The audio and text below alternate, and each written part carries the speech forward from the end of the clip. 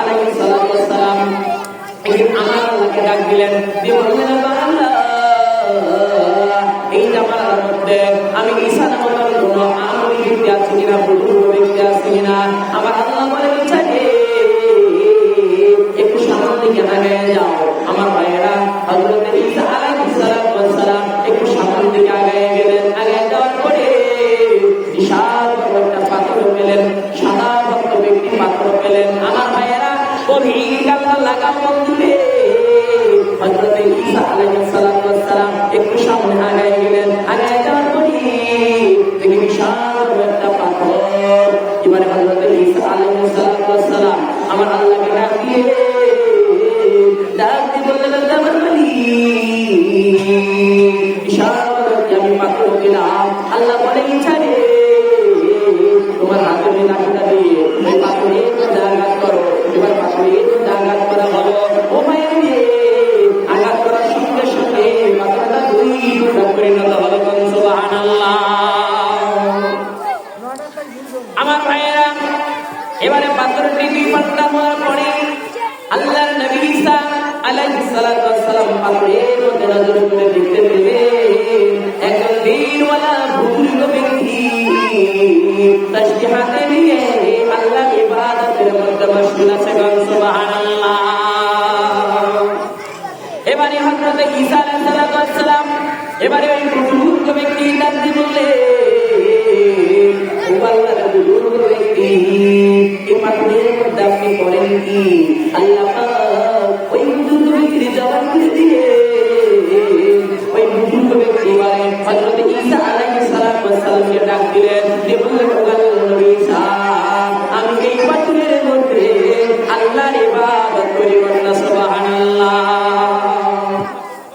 এবারে হযরত ঈসা আলাইহিস সালাতু ওয়াস সালাম বললেন, ও বুজুর্গ ব্যক্তি, আপনি ইবাদত করেন আল্লাহ, তবে আপনার সামনে এই ফলগুলো কেন?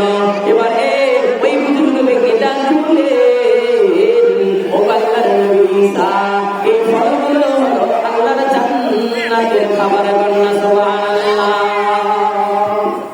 এবারে হযরত ঈসা আলাইহিস সালাতু ওয়াস সালাম বললেন, ও বুজুর্গ ব্যক্তি, আপনি এখানে কত বছর ধরে আপনি ইবাদত করেন? এবার বুজুর্গ ব্যক্তি বললেন, ও আল্লাহর নবী ঈসা, আমি একদিন নয়, দুই দিন নয়, আমি দীর্ঘ 60 বছর ধরে এই পাথরের মধ্যে আমি আল্লাহর ইবাদত করি। সুবহানাল্লাহ।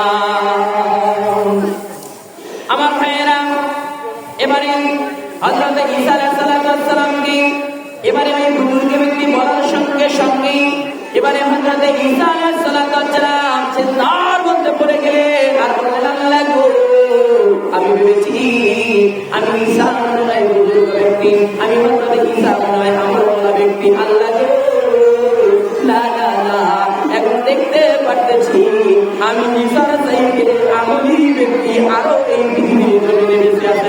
সুবহানাল্লাহ। আমার ভাইয়েরা এবারে হযরত ঈসা আলাইহিস সালাতু ওয়াস সালামকে আমার আল্লাহ ডাক দিয়ে বললেন, ওই ছাড়ে মনটা খারাপ করো না, ওই ছাড়ে মনটা খারাপ করো না। আমার ভাইয়েরা হযরত ঈসা আলাইহিস সালাতু ওয়াস সালামের অনেক পাওয়ার ছিল। আমার ভাইয়েরা হযরত ঈসা আলাইহিস সালাতু ওয়াস সালাম নবী কোন খবরে পাশে গিয়ে যদি বলে কুম্বিল্লাহ,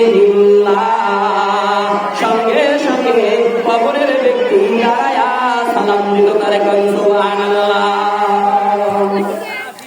আমার ভাইয়েরা এবারে হযরত ঈসা আলাইহিস সালাতু ওয়াস সালাম এই কথাটা শোনার পরে করে জমিনের মধ্যে পড়ে গেলেন। আমার আল্লাহ বলে, ওই ঈসা, মনটা খারাপ করো না, ওই বুজুর্গ ব্যক্তি তো 60 বছর ধরে ওই পাথরের মধ্যে নফল ইবাদত করে।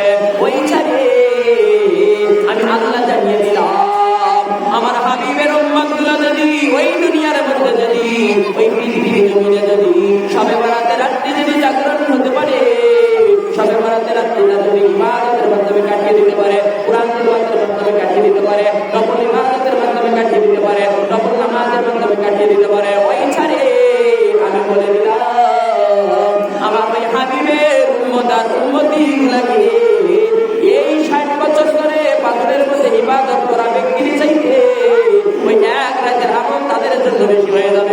সুবহানাল্লাহ। হযরত ঈসা আলাইহিস সালাম অবাক হয়ে গেলেন, সিজদার মধ্যে পড়ে গেলেন। এবার সিজদার মধ্যে যাওয়ার বললেন, আপনি আমার নবী বানাইছেন কেন? আপনি যদি আমার নবী না বানায়